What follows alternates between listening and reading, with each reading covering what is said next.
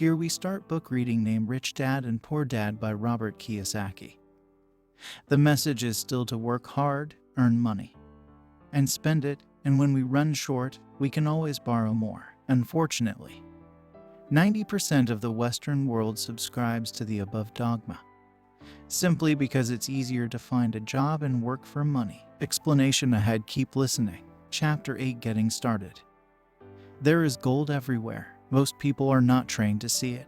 I wish I could say acquiring wealth was easy for me, but it wasn't. So in response to the question, how do I start? I offer the thought process I go through on a day-to-day basis. It really is easy to find great deals. I promise you that. It's just like riding a bike. After a little wobbling, it's a piece of cake. But when it comes to money, it takes determination to get through the wobbling. That's a personal thing. To find million-dollar deals of a lifetime requires us to call on our financial genius. I believe that each of us has a financial genius within us. The problem is that our financial genius lies asleep, waiting to be called upon. It lies asleep because our culture has educated us into believing that the love of money is the root of all evil. It has encouraged us to learn a profession so we can work for money, but failed to teach us how to have money work for us. It taught us not to worry about our financial future because our company or the government would take care of us when our working days are over. However,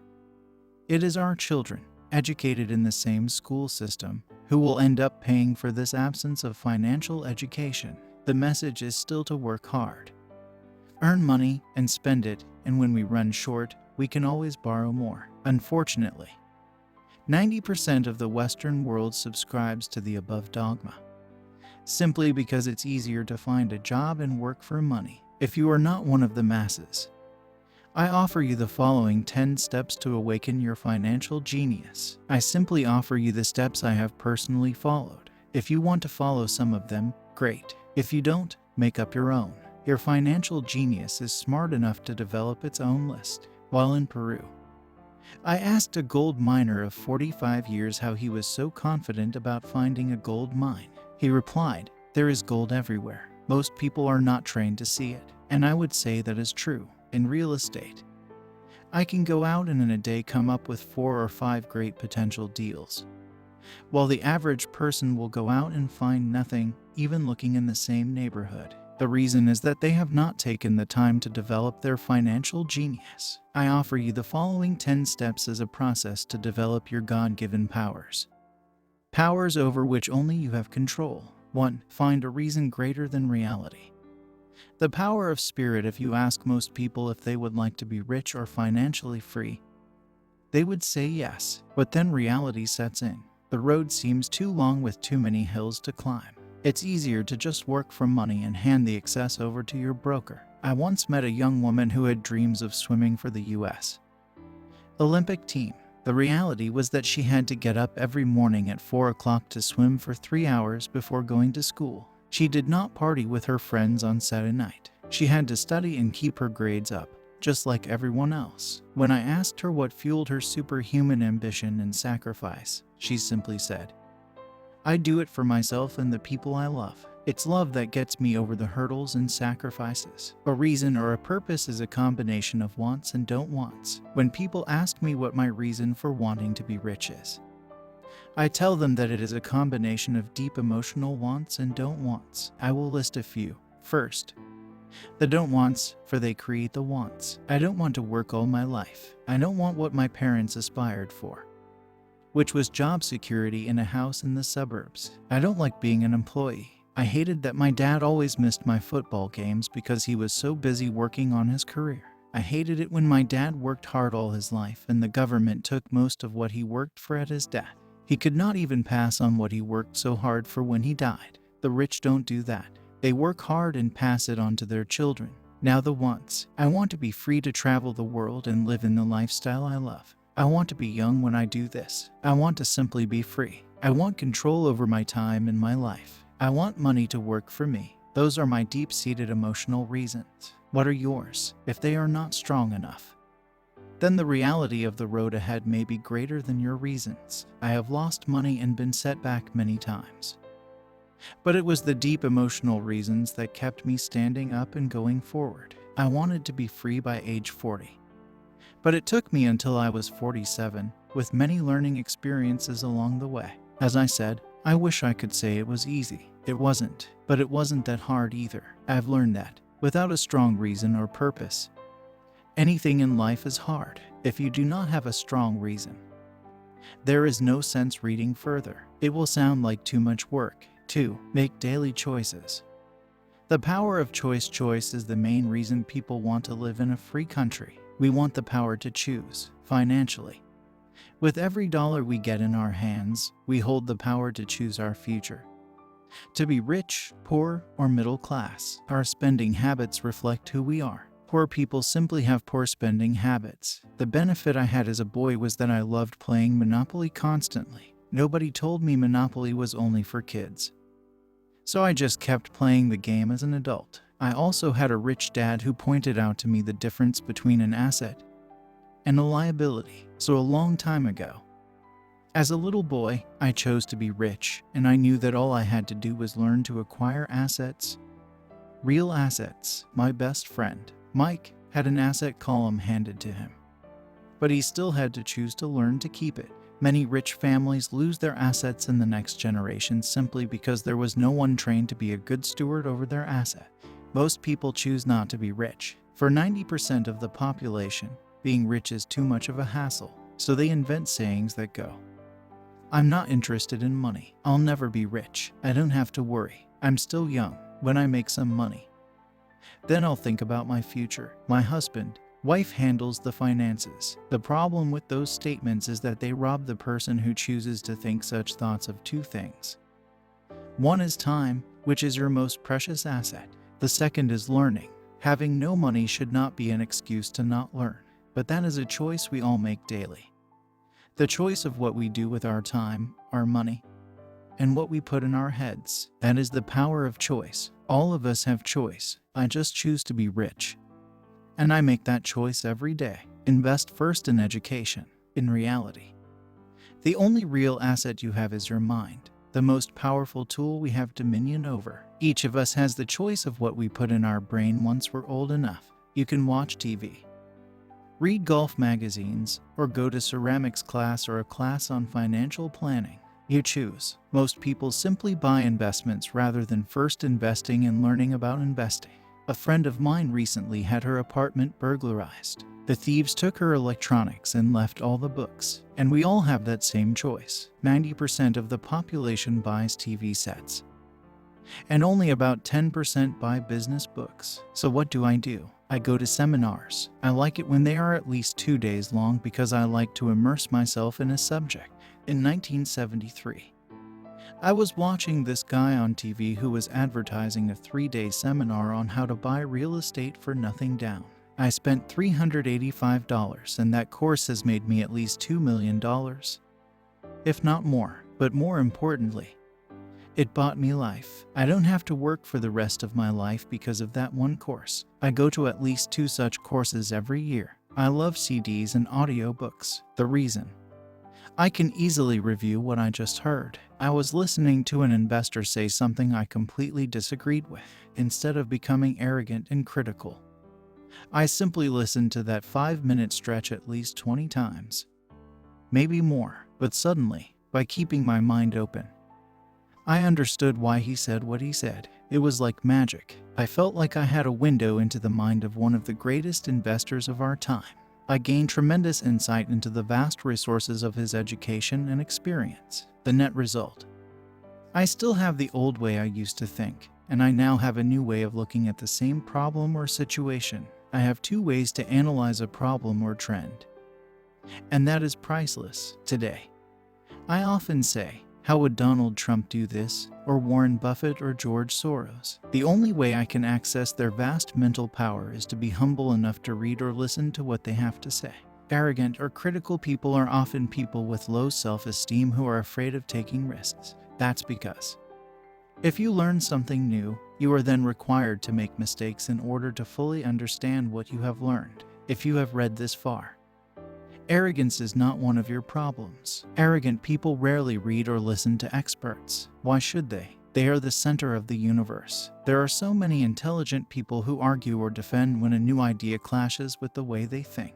In this case, their so-called intelligence combined with arrogance equals ignorance. Each of us knows people who are highly educated or believe they are smart, but their balance sheet paints a different picture. A truly intelligent person welcomes new ideas, for new ideas can add to the synergy of other accumulated ideas. Listening is more important than talking. If that were not true, God would not have given us 2 ears and only 1 mouth. Too many people think with their mouth instead of listening in order to absorb new ideas and possibilities. They argue instead of asking questions. I take a long view on my wealth. I do not subscribe to the get-rich-quick mentality most lottery players or casino gamblers have. I may go in and out of stocks, but I am long on education. If you want to fly an airplane, I advise taking lessons first. I am always shocked at people who buy stocks or real estate, but never invest in their greatest asset, their mind. Just because you bought a house or 2 does not make you an expert at real estate. 3. Choose friends carefully.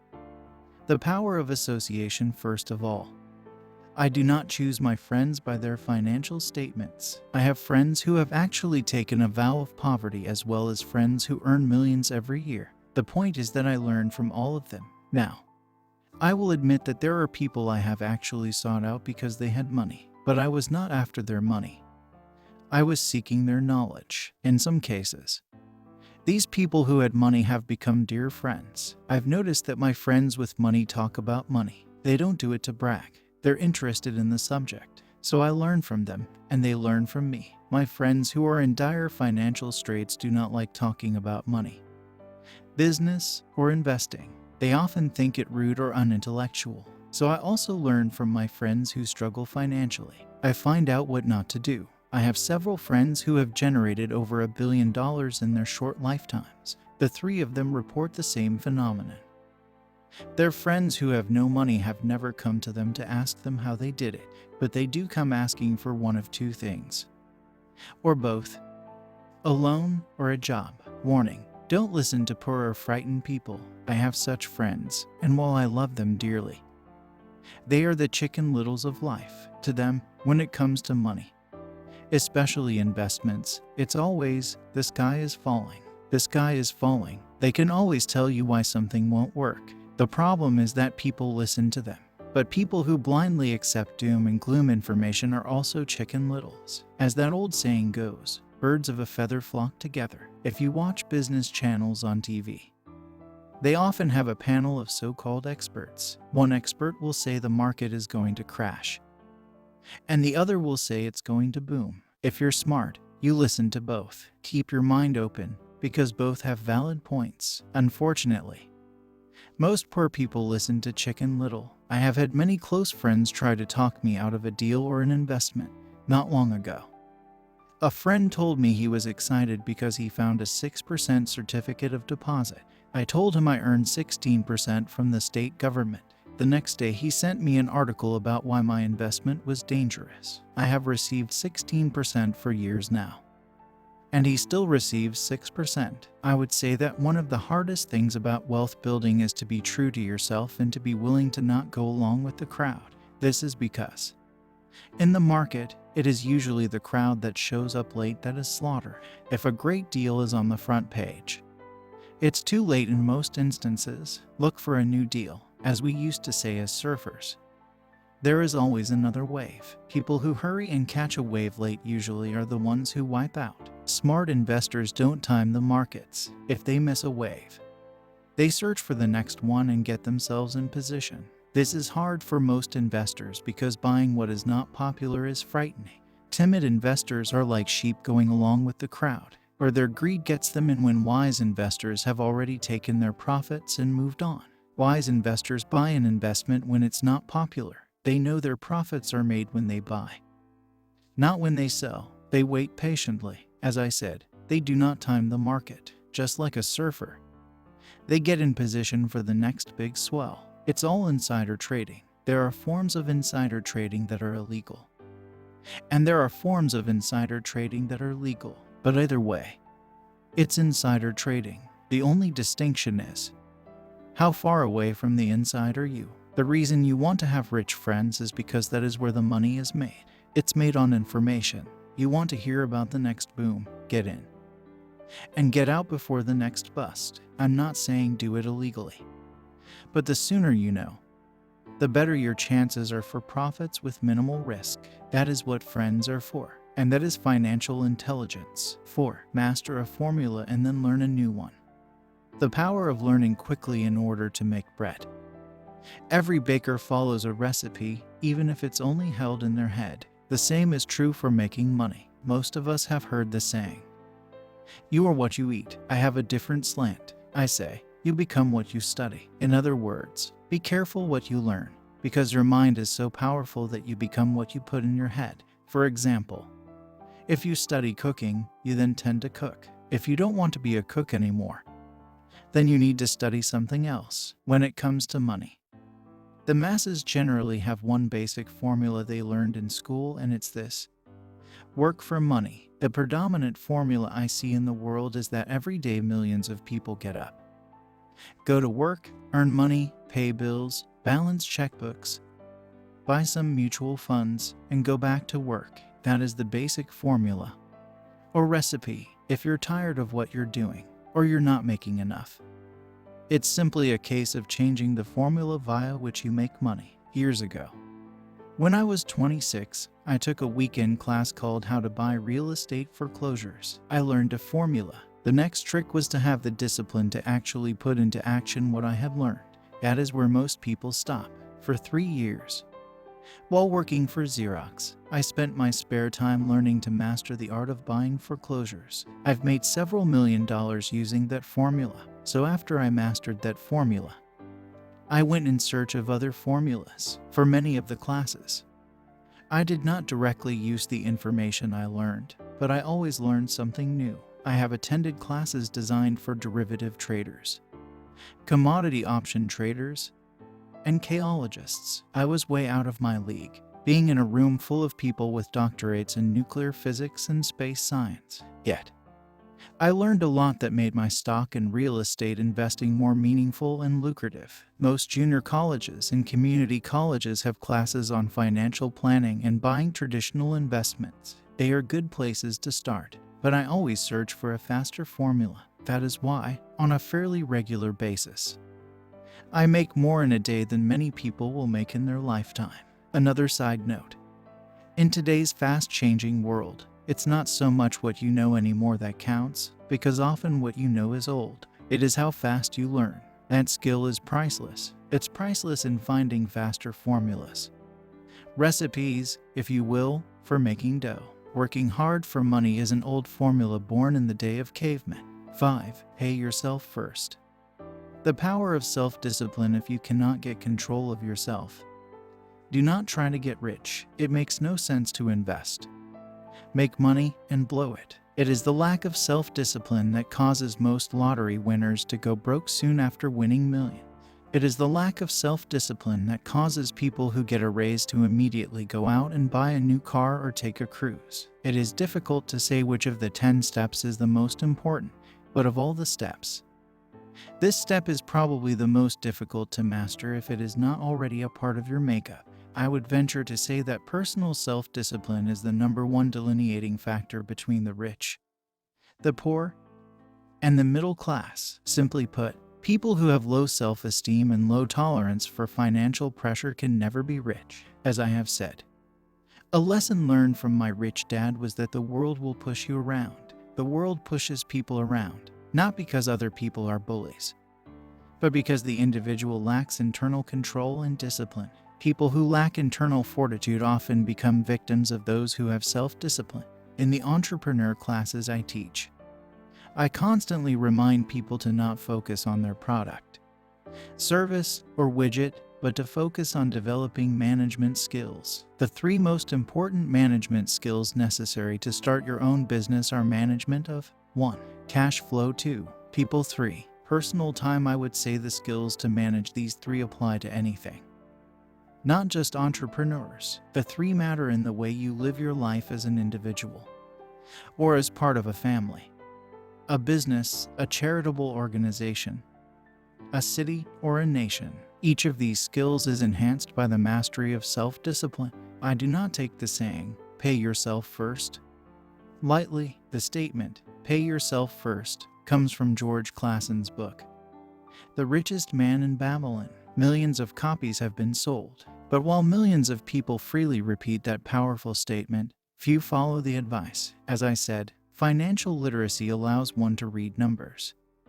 And numbers tell the story. By looking at a person's income statement and balance sheet, I can readily see if people who spout the words, "Pay yourself first," actually practice what they preach. A picture is worth 1,000 words. So let's review the financial statements of people who pay themselves first against someone who doesn't. Study the diagrams and see if you can pick up some distinctions. Again, it has to do with understanding cash flow, which tells the story. Most people look at the numbers and miss the story. Income statement, balance sheet, job assets, income, expenses, liabilities, salary, taxes, rent, food, save, invest. People who pay themselves first. Do you see it?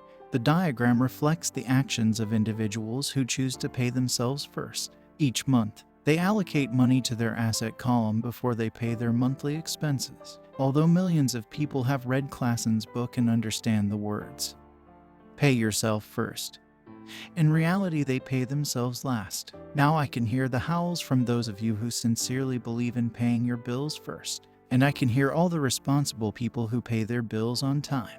I am not saying be irresponsible and not pay your bills. All I am saying is do what the book says, which is pay yourself first. And the previous diagram is the correct accounting picture of that action.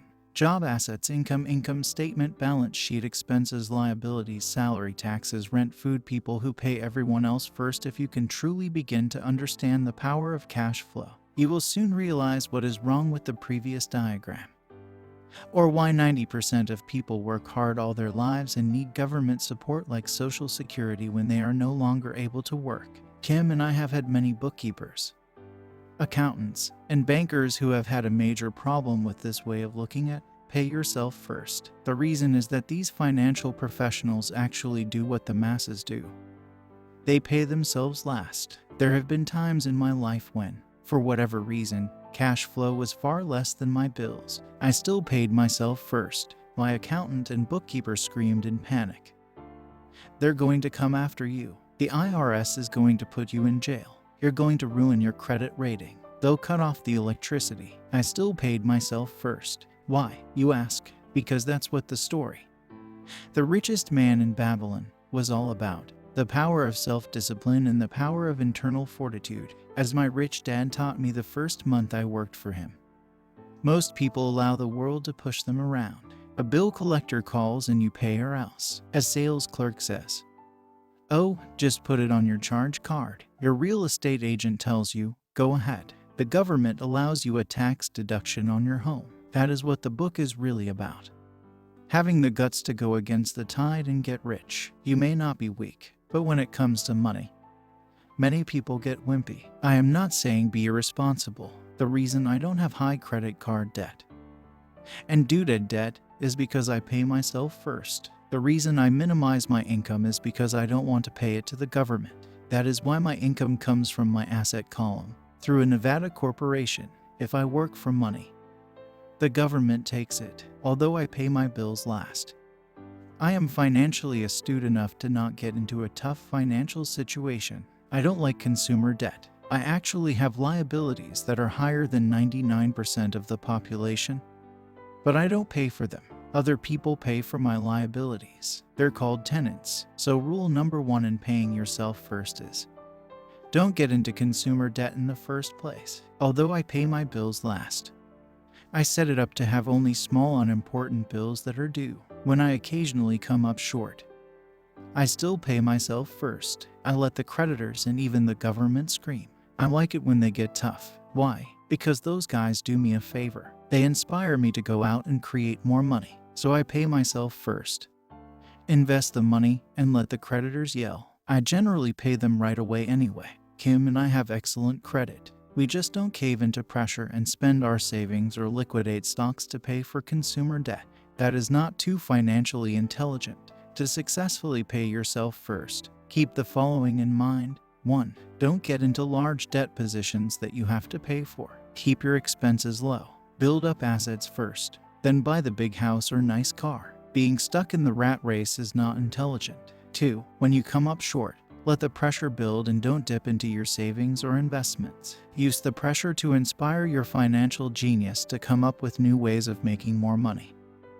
And then pay your bills. You will have increased your ability to make more money as well as your financial intelligence. So many times I have gotten into financial hot water and used my brain to create more income while staunchly defending the assets in my asset column. My bookkeeper has screamed and dived for cover. But I was like a good soldier defending the fort assets. Poor people have poor habits. A common bad habit is innocently called dipping into savings. The rich know that savings are only used to create more money, not to pay bills. I know that sounds tough. But as I said, if you're not tough inside, the world will always push you around anyway. If you do not like financial pressure, then find a formula that works for you. A good one is to cut expenses.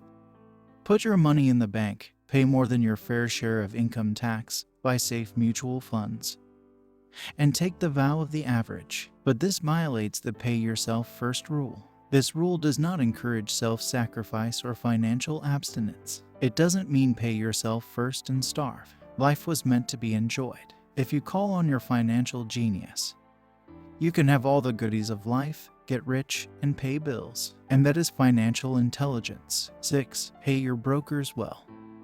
The power of good advice. Sometimes I see people posting a sign in front of their house that says, "For sale by owner," or I see people on TV claiming to be discount brokers. My rich dad taught me to take the opposite approach. He believed in paying professionals well, and I have adopted that policy also. Today, I have expensive attorneys, accountants, real estate brokers, and stockbrokers. Why? Because if, and I do mean if, the people are professionals, their services should make you money. And the more money they make, the more money I make. We live in the information age. Information is priceless. A good broker should provide you with information, as well as take the time to educate you. I have several brokers who do that for me. Some taught me when I had little or no money, and I am still with them today. What I pay a broker is tiny in comparison with what kind of money I can make because of the information they provide.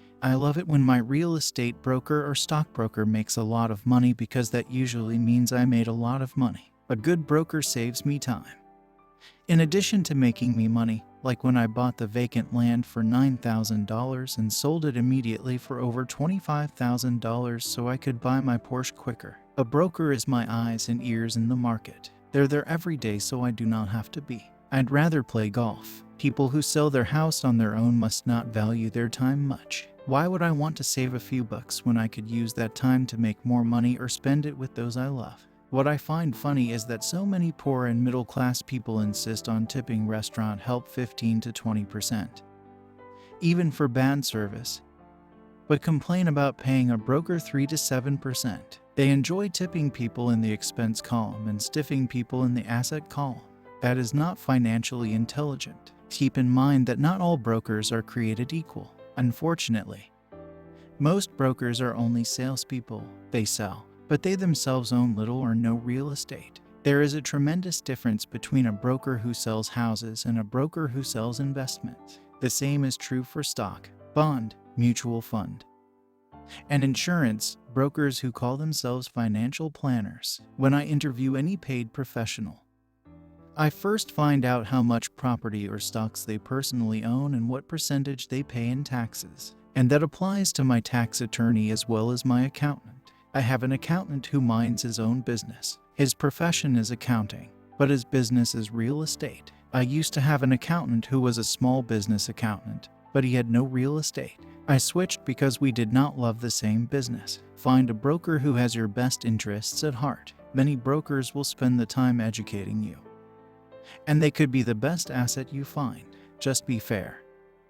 And most of them will be fair to you. If all you can think about is cutting their commissions, then why should they want to help you? It's just simple logic. As I said earlier, one of the management skills is the management of people. Many people only manage people they feel smarter than and they have power over. Many middle managers remain middle managers, failing to get promoted because they know how to work with people below them, but not with people above them.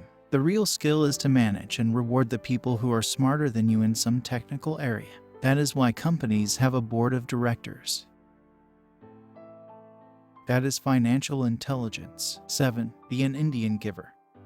The power of getting something for nothing. When the first European settlers came to America, they were taken aback by a cultural practice some American Indians had. For example, if a settler was cold, the Indian would give the person a blanket, mistaking it for a gift.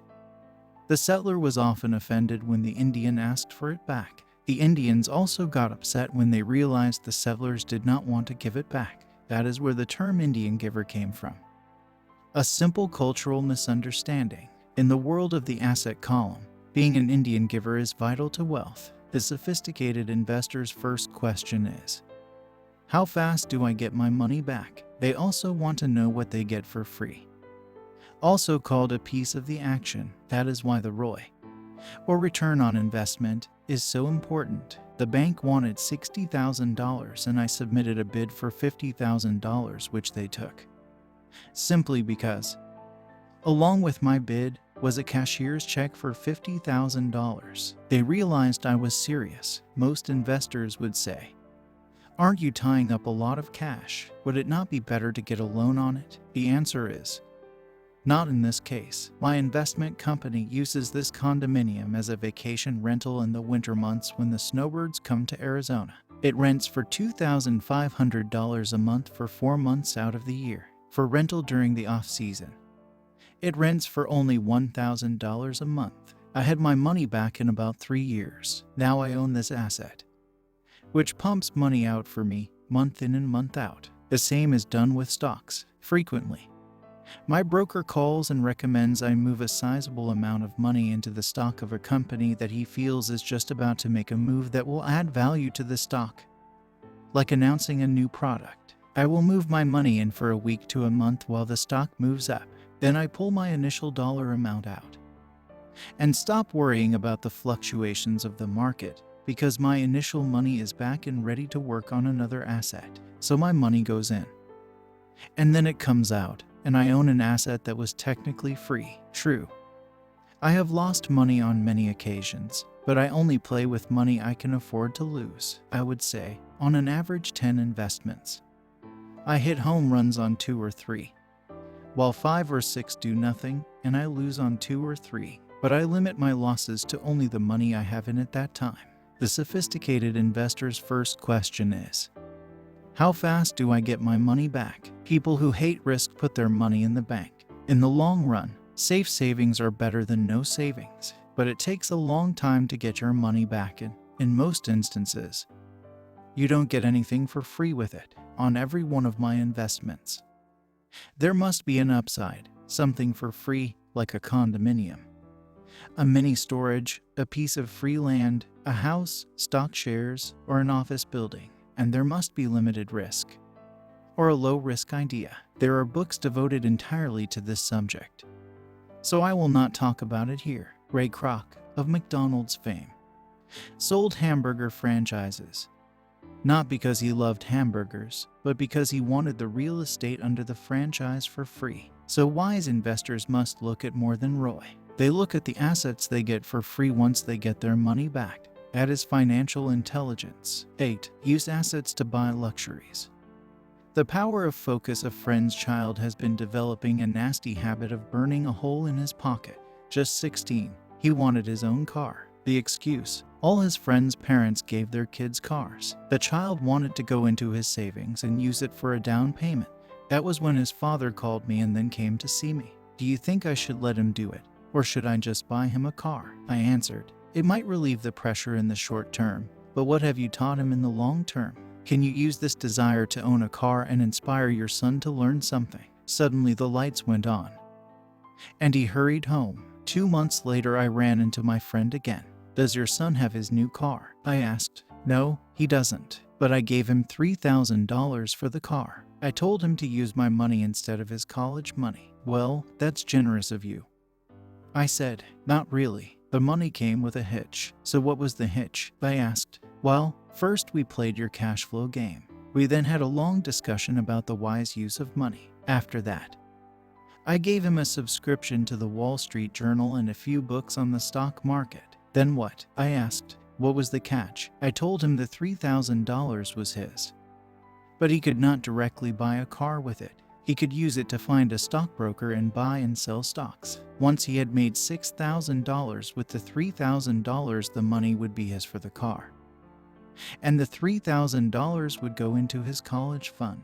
"And what are the results?" I asked. "Well, he got lucky early in his trading, but lost everything a few days later. Then he really got interested. Today, I would say he is down $2,000, but his interest is up. He has read all the books I bought him, and he's gone to the library to get more. He reads the Wall Street Journal voraciously, watching for indicators. He's got only $1,000 left, but his interest in learning are sky high. He knows that if he loses that money, he walks for 2 more years, but he does not seem to care. He even seems uninterested in getting a car, because he's found a game that is more fun." "What happens if he loses all the money?" I asked. "We'll cross that bridge when we get to it. I'd rather have him lose everything now than wait till he's our age to risk losing everything.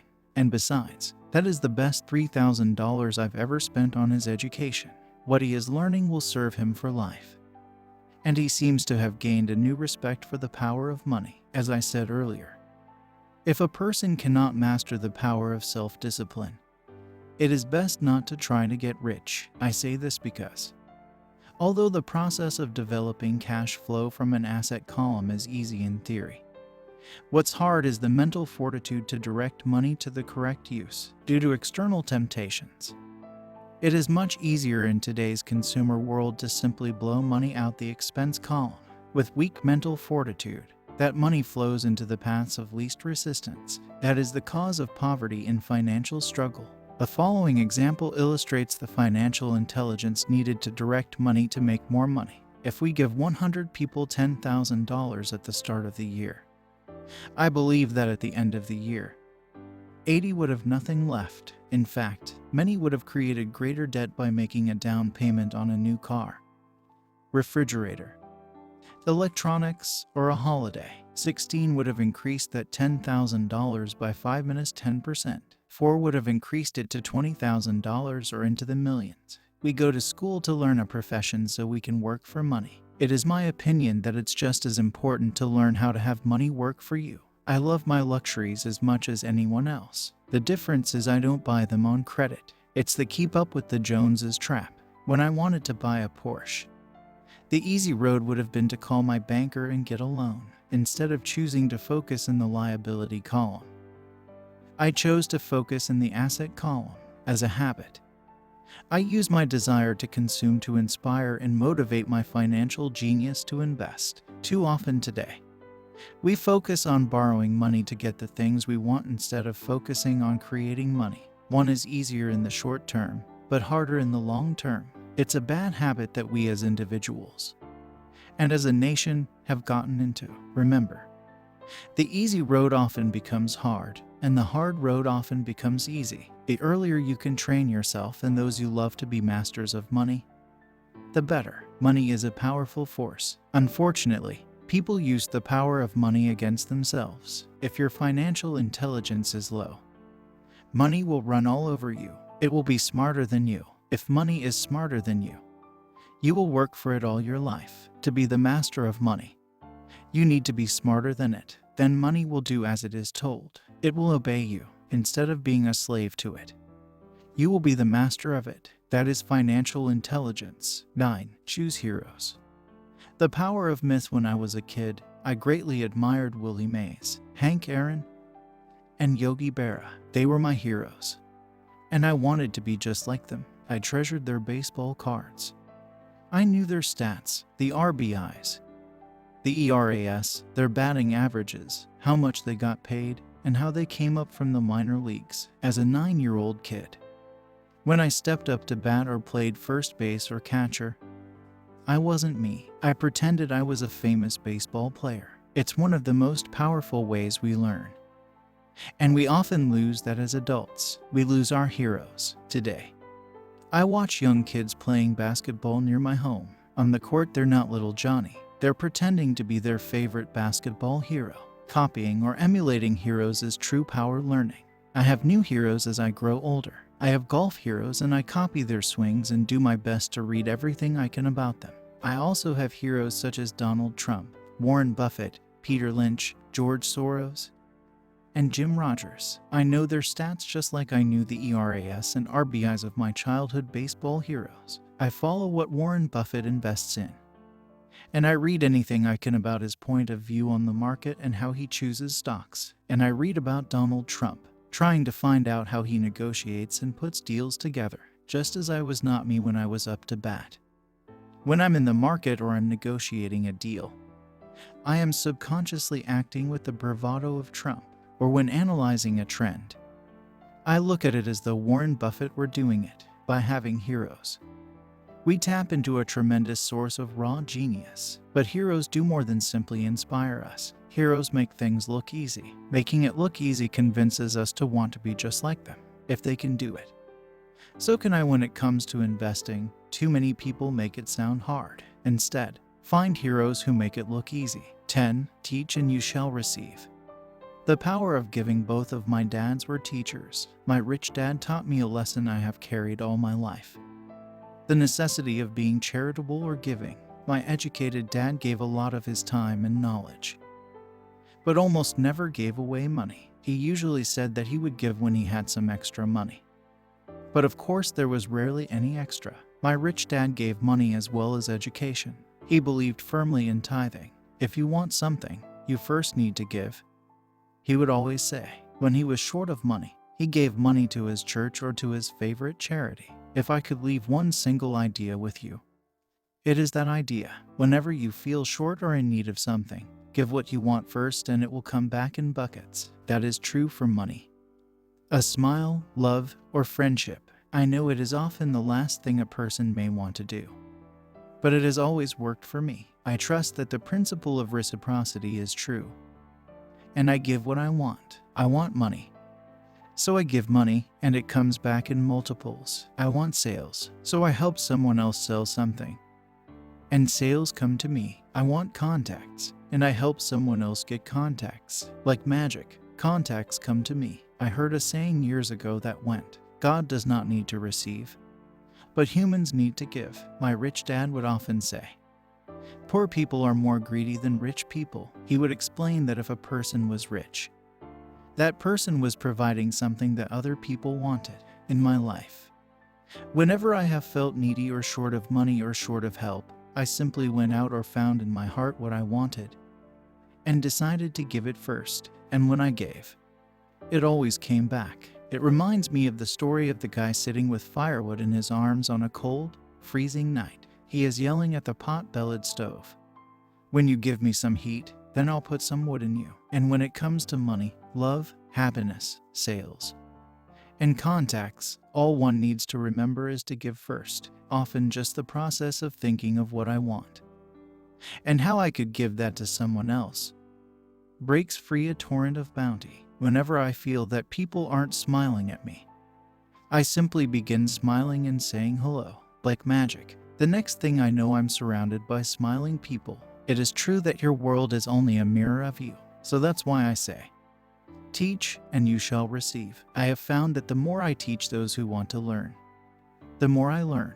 If you want to learn about money, teach it to someone else. A torrent of new ideas and finer distinctions will come in. There are times when I have given and nothing has come back, or what I have received is not what I wanted. But upon closer inspection and soul searching, I was often giving to receive in those instances, instead of giving for the joy that giving itself brings. My dad taught teachers, and he became a master teacher. My rich dad always taught young people his way of doing business. In retrospect, it was their generosity with what they knew that made them smarter. There are powers in this world that are much smarter than we are. You can get there on your own, but it's easier with the help of the powers that be. You only need to be generous with what you have. This chapter ends here. Next chapter is in the next video. Keep learning, keep going, And don't forget to like and subscribe for more information.